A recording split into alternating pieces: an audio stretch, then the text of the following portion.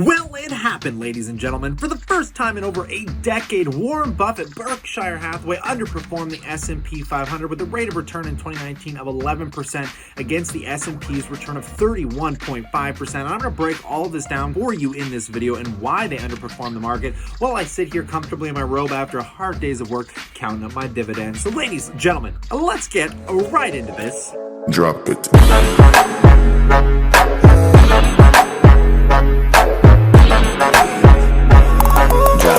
Welcome back, my passive income investors. I like to this very exciting breakdown because there's nothing better than reading these annual shareholder letters, especially when they underperform the markets, because they usually do some fun punch and jabs. They don't really explain why they underperform, but I'm going to explain that for you in this video. But do keep in mind, since the inception of the Berkshire portfolio, it has performed, if I'm not reading this incorrectly, it has had a rate of return of 2.7 million%, whereas the S&P has just been under 20,000%. So that isn't something to gawk at too lightly here, guys. This is some pretty incredible stuff. And I always said that if I could get a guaranteed 10% rate of return from the market, I would just put all my money into that one thing. But unfortunately, there is nothing that reliable. So here I sit making my own investments that have actually well outperformed Buffett last year. And I'm going to explain that. But let's just take a look. If you don't know what Berkshire is, well, get out from under your hole and check this company out, because I mean, this is the Oracle of Omaha, the great Warren Buffett, and this is the holding, the A shares worth $343,000. And if we take a look over the last year, we can see the rate of return is right around that 11-12% mark, whereas the S&P, we can see that it has had that whopping rate of return of about 30%. But why is this specifically? Well, if you don't know Warren Buffett and you don't know some of their holdings that have done incredibly terrible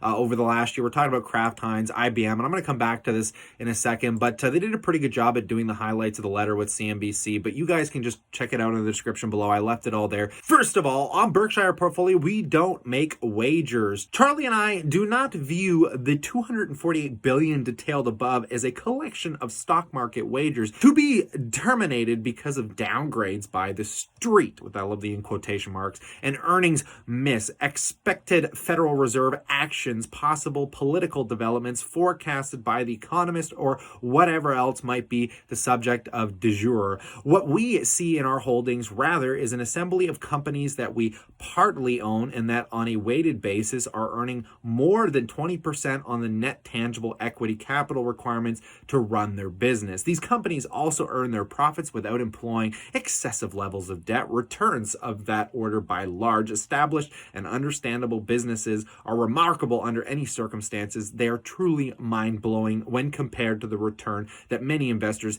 have accepted on bonds over the last decade. So this is when they get really uptight, because this is when a lot of people are going to be like, oh no, they underperform. So we're going to start seeing some pretty funny stuff. They are doing share buybacks, which hurts me inside, because I mean, they have stocks that pay dividends, yet they don't believe in paying dividends.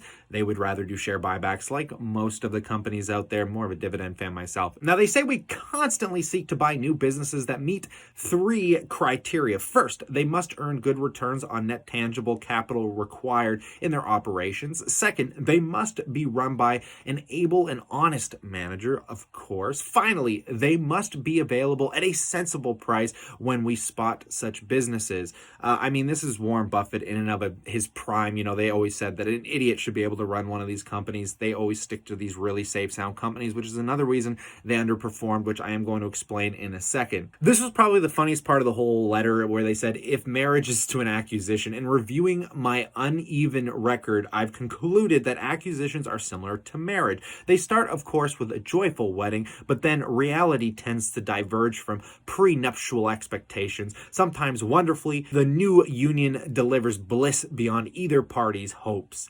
In other cases, disillusionment is swift. Applying those images to corporate acquisitions, I'd have to say it is usually the buyer who encounters unpleasant surprises. It's easy to get dreamy-eyed during corporate courtships. Pursuing that analogy, I wouldn't say that our marital record remains largely acceptable with with all parties happy with the decisions they made a long ago. However, have caused me all too quickly to wonder what I was thinking when I proposed. Fortunately, the fallout from many of my errors has been reduced by characteristics shared by most businesses that disappoint. As the years pass, the poor business tends to stagnate, thereupon entering a state in which its operations require an ever smaller percentage of Berkshire's capital. Meanwhile, our good business often tends to grow and find opportunities for investing additional capital at attractive rates. They're getting real entertaining, and I'm really hoping that Buffett's the one that sits down and writes this, because it is just utterly brilliant written. Like, I don't think you could have done this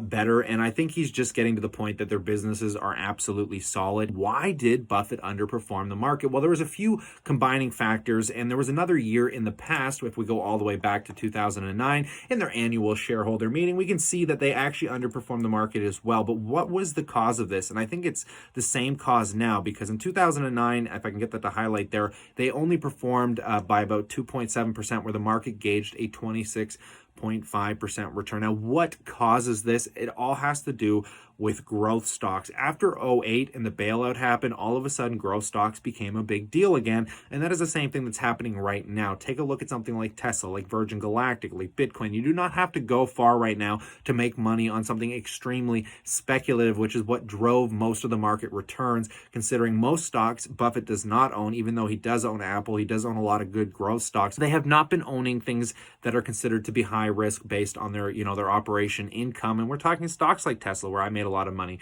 A lot of you are doing very well on probably your space company there with Virgin Galactic, but I think this is one of the main cause and factors on why Warren Buffett has underperformed. And moving forward, this is going to be a fascinating year, because the markets have actually been up in 2019. Taking a look at year to date, the markets are up roughly, even on this little downtrend, about 2.45%. And I think we're going to see a further downtrend purely based on the coronavirus and these first quarterly reports that are going to show these income losses. And it's going to be really interesting to see how Apple, especially considering it is the golden child of the S&P, along with Microsoft, to see how these companies were hit by this virus. And it's really going to gauge out how the rest of this year is going to go. But primarily, we don't all hold perfect stocks. I have been very fortunate to have mainly great performances in my portfolio, but my bank stocks have been lagging. I have GEO Group, which has been one of my worst performing stocks. But overall, I've done pretty well because I focus pretty heavily on growth stocks, and I'm not in Buffett's situation. If we take a look at the rate of return on Kraft Heinz over 2019, it was absolutely abysmal. But overall, these are the kind of companies that have been lingering in their portfolio that has not been doing that well. And if you take a look at some of the companies they've been selling, I've been watching like PPC Ian talk about how he's buying Wells Fargo. I've been buying Wells Fargo, and Buffett's been kind of unloading the boat. They've been trying to get rid of IBM as well here. And yeah, it's just been these few companies that have been lagging the entire portfolio. And the fact, again, that primarily regular stocks did do well, but they did not do what these growth stocks did in 2019. Now, 2020, I don't know if it's going to be a year for growth stocks. We're going to have to find out. I try and mitigate my risk as much as possible, which is why I liquidated some of my Tesla shares. And I'm also constantly on the edge on whether I should be pulling down my Apple shares, because I do have about 12,000 sitting in Apple. It is one of my largest positions in my entire portfolio. And I try and keep a relatively weighted average, but I'm not one of those people that will adjust if a stock goes up pretty substantially. I like holding my stocks and letting them kind of actualize over a decade. Though it'd probably be smarter for me to do so. And don't get me wrong, I leveraged Apple down a little while ago. I think it was in the mid 200s there, and that was a mistake, considering if I held on to it, it would have done much better than most of my holdings. But to say it's a mistake in retrospect is easy. Looking ahead in the future, I'm young. I'm not worried about where my portfolio grows. To see a 20% drop would be actually rather healthy. In conclusion, if I can leave you with some other really interesting stuff here, guys, it is really fun looking at their weighted averages in these stocks, because I think people underestimate exactly how much exposure they have to some of these stocks, considering a lot of people think that Buffett actually owns Coca-Cola, but that would be wrong. Buffett actually only owns 9.3% of Coca-Cola. Taking a look at some of their other companies, they're really heavily into the banks, JP Morgan Chase. They got Moody's, which I think was a relatively newer purchase within the last few years, and there's their Wells Fargo stock, making up still a pretty healthy 8.4%. My wonderful Wells Fargo, which is my first U.S. bank, I've started buying with that high dividend yield of about 4.5%. And I also think it's really neat to see for the huge chunk of Apple they own. They only own about 5.7%. That is another really fascinating thing, and it's also incredible to see their dividend intake, guys. Their dividend income was $3.2 $8.79 billion. That dividend income is absolutely absurd, in my opinion. I mean, he is not worried about, joining the passive income journey here and trying to get to financial freedom. I mean, he's got enough money at this point that if he just keeps reinvesting those dividends, I mean, shareholders are going to do just fine. But I'd love to know what all of you think about this in that comment section below. I figured I'd just take a relaxing evening this evening, trying to stay warm up here in Canada. Talking about the annual shareholder letter, which again, check it out in that description box below. Stay cool, stay awesome, and I look forward to chatting to you real soon.